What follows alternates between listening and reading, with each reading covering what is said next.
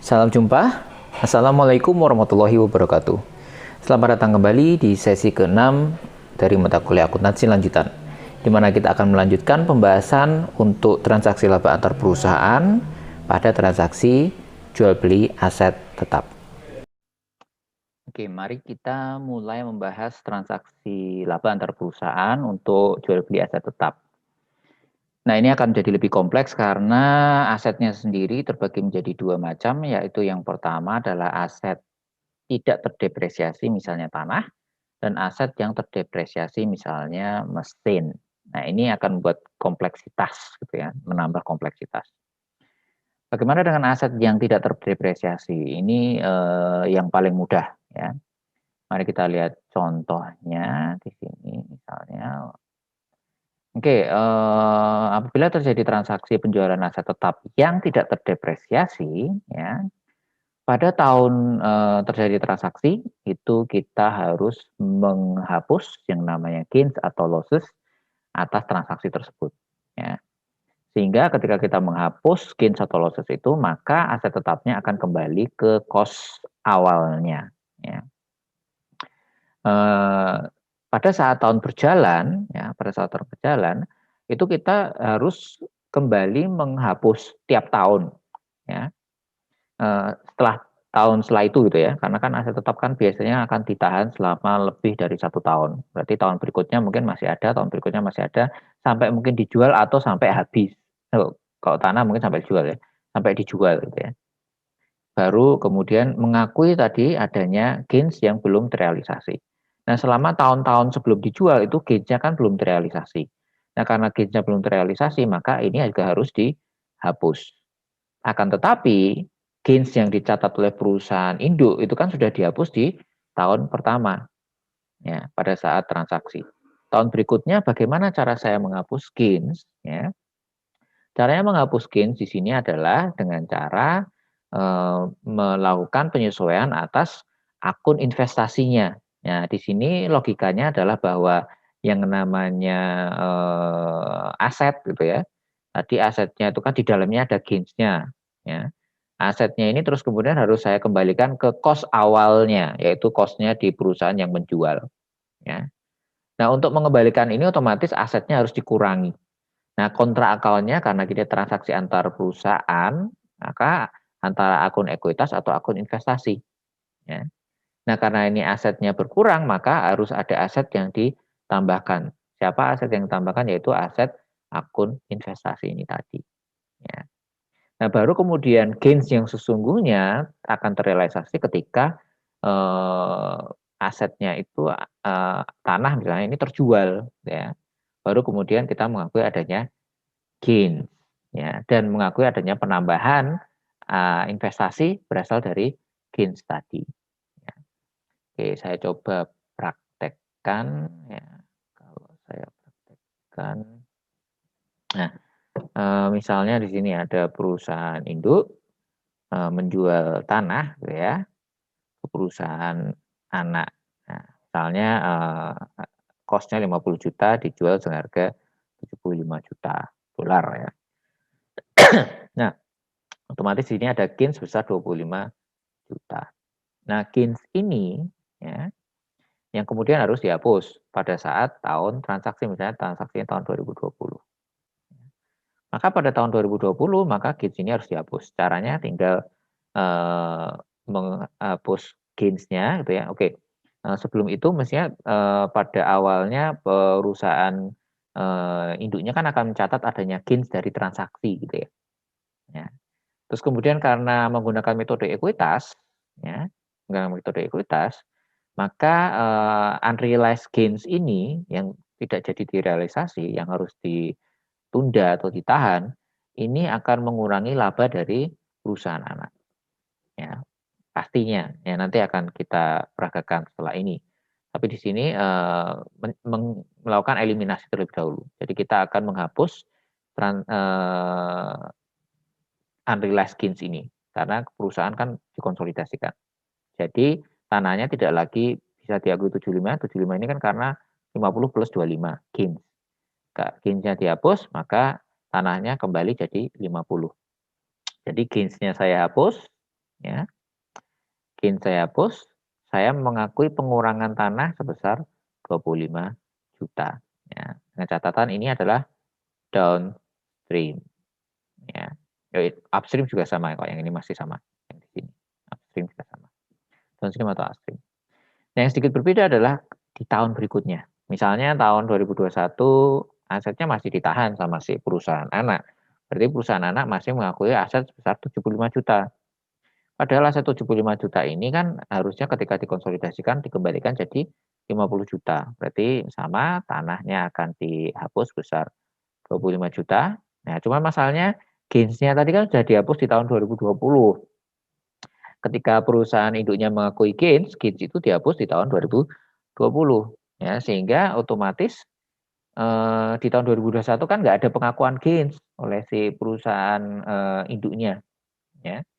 Nah, terus kemudian bagaimana perusahaan induk itu bisa menyesuaikan sehingga ketika dikonsolidasikan itu tidak terjadi perubahan gitu ya. Jadi tanahnya tetap berkurang sebesar 25 juta dan itu tidak akan mempengaruhi akun-akun yang lain.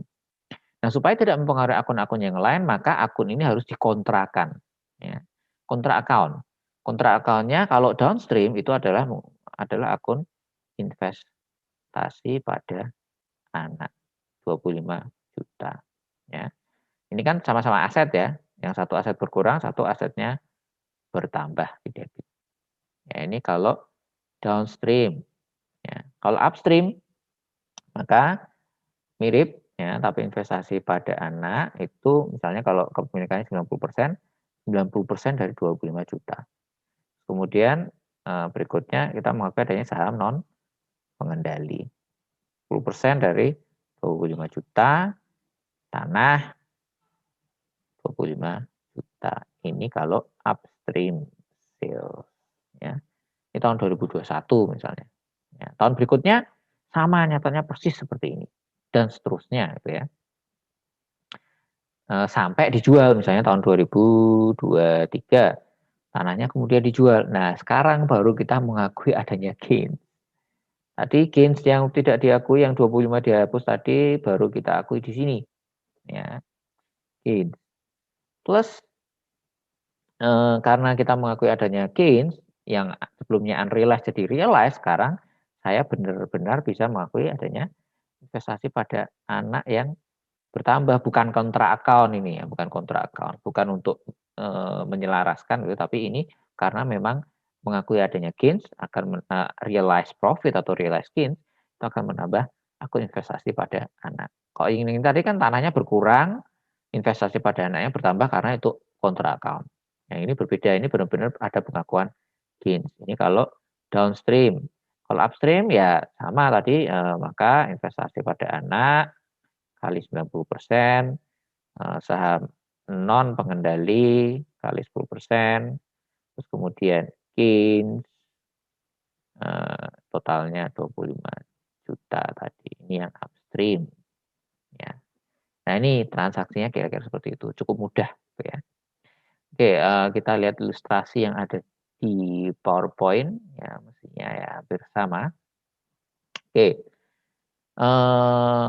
POP memiliki 90% SON, ada jual beli tanah downstream, ada gains 20.000 dolar, terus kemudian tahun 2002 itu tahun 2016, tahun 2020 SON menjual tanahnya dengan gain ke outside sebesar 30.000 dolar. Terus kemudian laba SON itu adalah 140, berarti kalau ini dari kacamata si POP, ini adalah laba berasal dari SON, ya, laba dari SON, laba dari anak perusahaan. Nah, menggunakan metode ekuitas langsung aja gitu ya, kita mengakui adanya laba yang berasal dari SON di sini. Ini metode ekuitasnya yaitu yang mencatat si POP. Ya. Si POP akan mencatat ada tambahan metode ekuitas laba dari SON 90% dari bagian laba tadi. Jadi di sini laba bertambah dari SON, kredit, investasi bertambah kredit. Ini metode ekuitas. Nah, akan tetapi ya dari tanah yang dijual tadi itu ada yang gains yang belum terrealisasi. Ini hampir sama dengan yang sediaan. Kalau belum terrealisasi maka metode ekuitasnya ini pasti akan mengurangi laba yang berasal dari anak. Sehingga di sini income di debit 20.000, investment di kredit 20.000. Nah ini untuk metode ekuitasnya. Terus kemudian eliminasinya bagaimana ya seperti yang sudah saya contohkan sebelumnya. Pertama yang dieliminasi adalah gains di sini ya. Gain on sale 20, land berkurang 20 supaya land-nya itu kembali ke cost-nya. Oh, di sini misalnya 100 kembali ke cost-nya 80 ya. Terus kemudian next itu adalah pada tahun berikutnya itu mengakui adanya pengurangan tanah karena tanahnya harus dikembalikan ke angka 80 tadi cost-nya. Nah, akan tetapi terus kemudian ada kontrak account di sini ya, establish reciprocity with sense equity account ya supaya equity account-nya itu kembali ke awal periode gitu ya. Maka kemudian kita harus melakukan adjustment terhadap investment account. Nah, karena kebetulan tanahnya ini berkurang, maka adjustment-nya adalah investment-nya ditambah supaya ini nanti tetap seimbang di equity accounts-nya ya. Oke, next. Nah, ini kalau dihitung nanti kalian bisa lihat bahwa penghapusan ini akan mengembalikan investment-nya itu ke periode di awal ya. Kenapa demikian? Ya, kenapa demikian? Ya karena kan tadinya kita mengakui adanya gains gitu ya. Gains gains itu itu akan menambah investasi. Ya kan, tapi di sini gains-nya kan belum diakui. Hanya pengurangan land. Ya, akan tapi akun kontranya tetap sama pakainya investment. Nah, kapan gains-nya diakui dan penambahan investment-nya itu benar-benar menambah investasi? Itu adalah pada saat dijual ke pihak ketiga. Nih, baru pada saat setelah dijual ke pihak ketiga, baru diakui adanya gains dan penambahan investasi yang berasal dari gains-nya ini tadi. Bukan kontrak account atau reciprocity tadi. Ya, supaya equity account-nya itu investment-nya kembali ke awal. Oke. Next, ini tadi untuk yang tidak terdepresiasi. Bagaimana kalau sekarang asetnya terdepresiasi? Nah, untuk aset yang terdepresiasi, maka perlakuannya agak sedikit berbeda. Ya, yang pasti untuk pada saat tahun transaksi, gitu ya. Kalau pada saat transaksi itu sudah mengakui adanya beban depresiasi, ya berarti beban depresiasinya juga harus dieliminasi, gitu ya. Gampangnya seperti itu. Tapi kalau belum ya mungkin eliminasinya baru tahun berikutnya. Ya. Oke, jadi di sini yang perlu dipahami adalah bahwa dengan adanya depresiasi, maka ada laba, bagian laba yang sebelumnya belum terrealisasi, itu sekarang menjadi terrealisasi. Ya, karena dia terdepresiasi. Kalau ini gains. Kalau loss itu sebaliknya, ketika dia loss, terdepresiasi, maka ada bagian loss yang kemudian terrealisasi, terakui gitu ya. Jadi tiap tahun itu mengakui adanya gains terus atau adanya loss terus sampai asetnya itu habis terpakai. Umur ekonomisnya habis. Ya, atau asetnya dijual. Ya. Ini yang sedikit membedakan. Kalau tanah kan tadi tidak. Tanah pokoknya selama tahun berjalan tidak ada pengakuan, selama tahun-tahun sebelum dijual tidak ada pengakuan gains. Baru benar-benar mengakui gains ketika tanahnya itu dijual kepada pihak ketiga. Kalau aset terdepresiasi misalnya mesin, maka tiap tahun itu harus mengakui adanya bagian kecil dari gains yang diakui gitu ya, yaitu adalah tadi depresiasinya ya. Sampai terdepresiasi habis berarti semua gains itu akan sudah terakui. Nah, atau sisa gains-nya diakui ketika asetnya itu dijual, misalnya seperti itu juga bisa. Ya. Oke, langsung aja saya contohkan di sini aja langsung di PowerPoint ya, supaya mudah. Oke, misalnya transaksinya seperti ini, gitu ya. Oke, transaksi downstream. P memiliki 80% S. Terus kemudian menjual mesin dengan laba gains 30. Umur ekonomisnya 5 tahun dari 31 Desember 2016. Nah, berarti kan per tahunnya harus didepresiasi sebesar 6. Terus kemudian dijual mungkin ya senilai nilai buku pada tahun akhir tahun kelima. Oke, mari kita cek untuk ini transaksinya terlebih dahulu tadi ya. Ini perusahaan induknya menjual mesin ke perusahaan anak, jadi transaksinya seperti ini. Ini di AKM mestinya sudah belajar. Next adalah metode ekuitas. Nah, karena ada unrealized gains, maka unrealized gains ini harus diakui sebagai pengurang laba dari perusahaan anak. Sehingga di sini untuk mengakui adanya unrealized gains tadi, income-nya di debit, investment-nya di kredit. Ini oleh si perusahaan induk ketika dia melakukan metode ekuitas. Nah, eliminasinya bagaimana? Nah, eliminasi yang pertama adalah kita melakukan eliminasi terhadap gains-nya tadi, ya, sehingga mesinnya kembali ke nilai cost asal mulanya. Ya, jadi gain on sale-nya dihapus, mesinnya dihapus. Nah, di sini kurang begitu jelas apakah tahunnya ini tahun kapan gitu ya. Kalau misalnya ya, ini adalah tahun 2017, maka kita juga harus menghapus yang namanya depresiasi. Ya, dengan cara dibalik aja. Akumulasi depresiasinya di debit, beban depresiasinya di kredit. Ini kalau tahun 2017. Kalau ini terjadi eliminasi atau konsolidasinya masih di tahun 2016 ya, kita tidak mengakui adanya depresiasi di tahun ini gitu ya. Oke. Next, ini kayaknya di tahun-tahun berikutnya ya. Nah, bagaimana wah ini, tahunnya keliru. Di tahun berikutnya, entah itu 2017 atau 2018 tadi ya, tergantung gitu ya. Itu pertama kita mengakui adanya, gains yang berasal dari depresiasi, ya, gains yang berasal dari depresiasi. Nah, karena sudah terdepresiasi, maka berarti kita harus mengakui adanya gains. Nah, pengakuan adanya gains ini akan menambah laba ya, yang berasal dari perusahaan anak. Ini kalau metode ekuitas ya, ini ya, metode ekuitas berarti misalnya 6 ini yang berasal dari gains-nya tadi, karena downstream semuanya milik perusahaan induk gitu ya, atau pemegang kendali. Tapi kalau upstream nanti kayaknya ada contohnya. Kita akan lihat bedanya di mana. Sehingga kalau saham non pengendalinya ya cuma dapat bagian labanya aja, dia tidak ditambah gains-nya itu. Nah, baru kita lihat penghapusannya. Nah, oh ternyata seperti ini. Oke. Dengan contoh kasus seperti ini berarti dia mengakui adanya beban depresiasi tahun tersebut. Berarti ini tahun 2014 ya, tadi contohnya 2016 ya.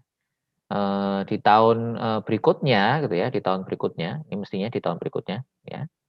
Berarti di tahun sebelumnya dia sudah mengakui adanya beban depresiasi. Ya, kenapa demikian? Ya karena kalau beban depresiasi itu kan otomatis akan mengurangi laba ya kan. Laba yang berasal dari perusahaan anak tadi bebannya. Ya, dan laba dari perusahaan anak itu kalau dikonsolidasikan kan akan dihapus, berarti bebannya kan karena ada di dalamnya ikut terhapus. Cuman ada satu yang belum terhapus yaitu akumulasi depresiasiannya tadi, ya.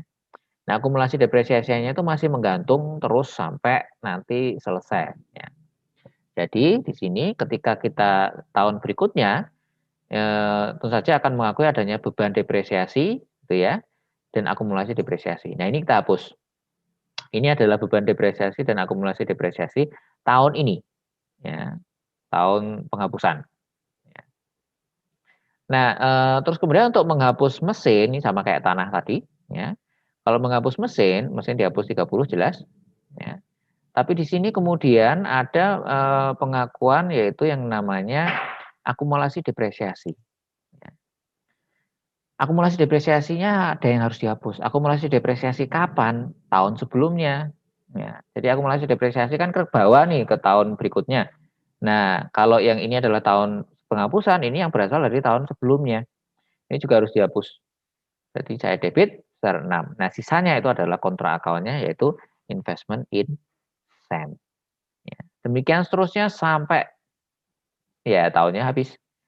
Kalau kita next, mestinya tahun berikutnya gitu ya. Sama kita menghapus beban depresiasi akumulasi depresiasi sebesar 6. Tapi kan terakumulasi dengan tahun sebelumnya ada 12 tuh. Ya kan? Berarti sisanya adalah investasi. Terus berikutnya tahun 2016 juga sama. Akumulasi depresiasinya dihapus. Beban depresiasi tahun itu dihapus.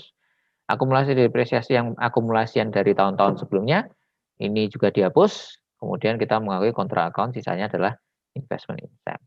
Ya.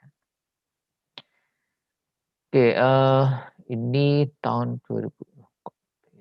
Oke, ini baru yang tadi ya. Ini kayaknya ini yang dari tahun lalu mungkin ya. Oke. Oh, ini yang tahun terakhir tahun 2017 ya. Ya sama juga ya, kayak seperti ini. Intinya beban depresiasi tahun ini dihapus, terus kemudian akumulasi depresiasi yang dihapus, sisanya adalah pengakuan investment income. Ya, oke. Nah ini tahun terakhir pastinya ini. Karena kan nggak bisa didepresiasi lagi. Nah, tahun berikutnya sudah tidak ada lagi. Ya, karena kalaupun mencatat akumulasi depresiasi dan mesinnya sama-sama sudah 30. Ya. Oke, next. Contoh berikutnya adalah kalau yang upstream sales. Oke, bagaimana kalau upstream sales? Live owns ini 7% below, dan seterusnya, jual mesin 40 profit, 5 tahun, 40 bagi 5 berarti sekitar 8 ya. Live uses machinery selama 4 tahun kemudian dijual at a profit at the start of 2017. Willis income 2013 itu 70, terus kemudian 2014 sampai 2016 80 dan 2017 90. Oke, kita cek satu persatu. Oke, ini tahun 2013. Nah, kita hitung tahun 2013. Tadi ingat ada unrealized gains dan ada depresiasi ini ya. Ada depresiasi. Pertama, per tahunnya 8. Ya. Satu, unrealized gain-nya berasal dari ini 40 tadi ya. Gains yang belum terrealisasi adalah 40.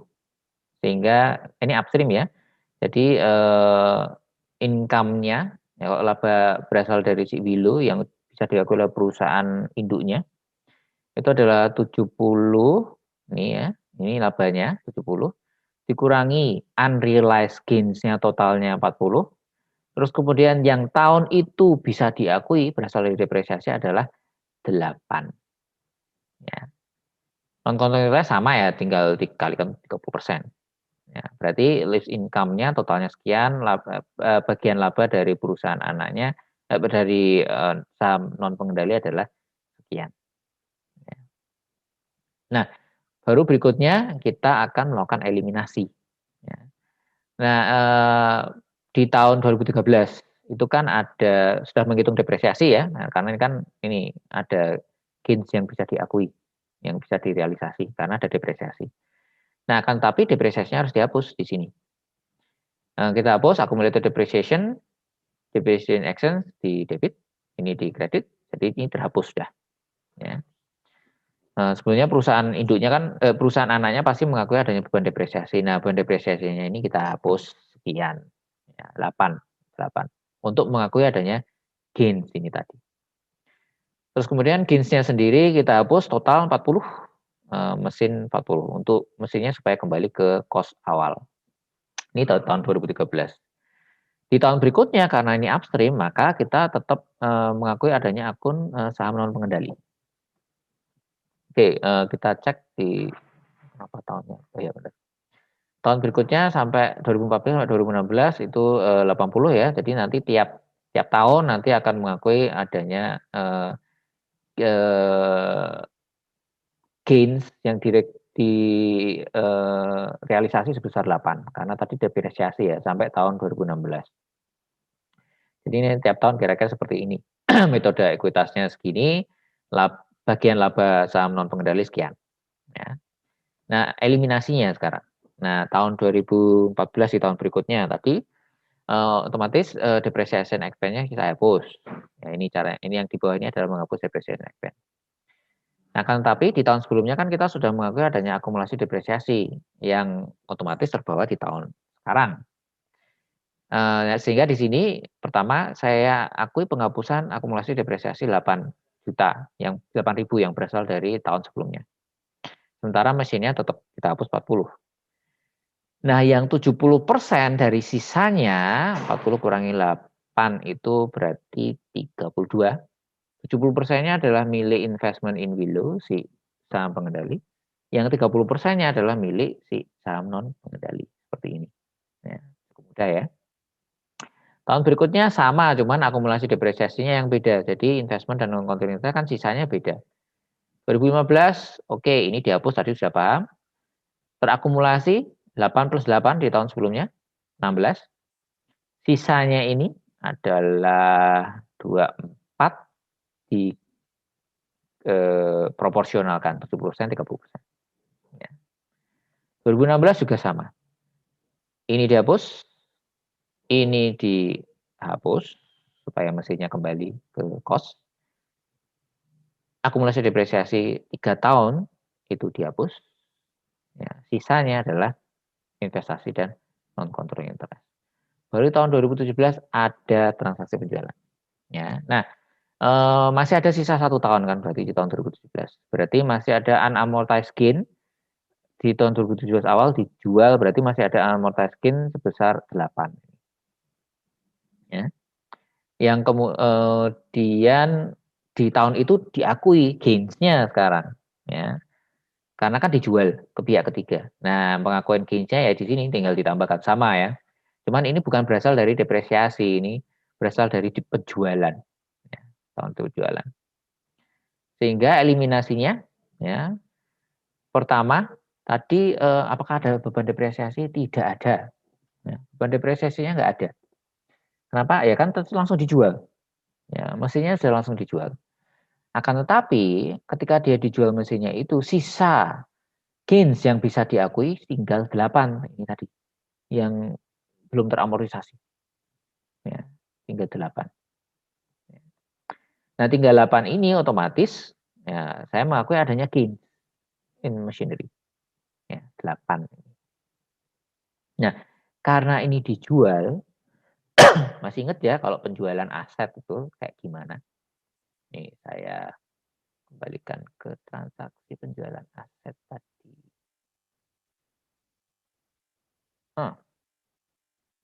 Accumulated depreciation-nya dihapus. Ya. Berarti di sini ketika terjadi penjualan ke pihak ketiga, maka accumulated depreciation-nya juga dihapus. Ya. Sebesar gains ya, karena ketika kita mengakui accumulated depreciation-nya kan berasal dari gains. Ya. Tapi di sini tidak ada lagi beban depresiasi. Kita sudah mengakui adanya gains. Oke, bisa dipahami ya ini. Nah, terus kemudian sama mesinnya dihapus karena sudah dijual kalau yang ini, bukan dikembalikan gitu ya, dijual. Accumulated depreciation 4 tahun sebelumnya, ya, ini dihapus. Terus kemudian sisanya di sini. Ya, ini untuk penjualan. Ini yang sedikit berbeda adalah ada di sini. Bukan beban depresiasi tapi gains. Ya, karena ini dijual ke pihak ketiga. Oke. Ini ada beberapa contoh transaksi yang lain.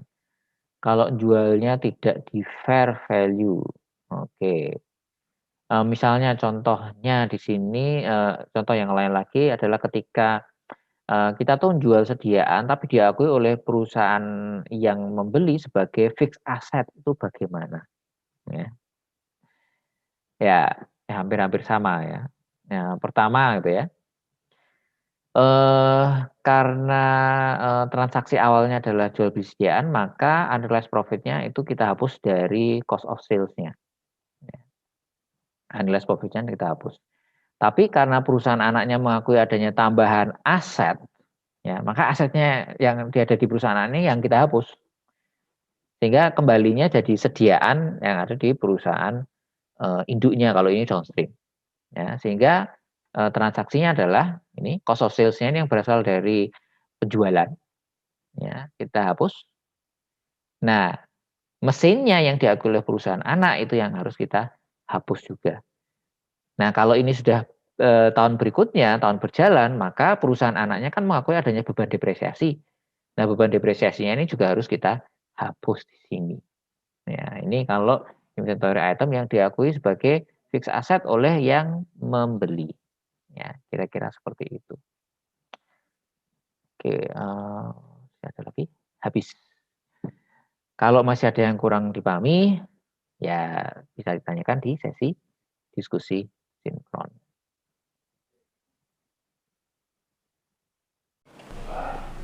Demikian yang dapat saya jelaskan. Terima kasih atas perhatiannya. Sampai jumpa di pertemuan berikutnya. Jangan lupa subscribe di channel ini. Assalamualaikum warahmatullahi wabarakatuh.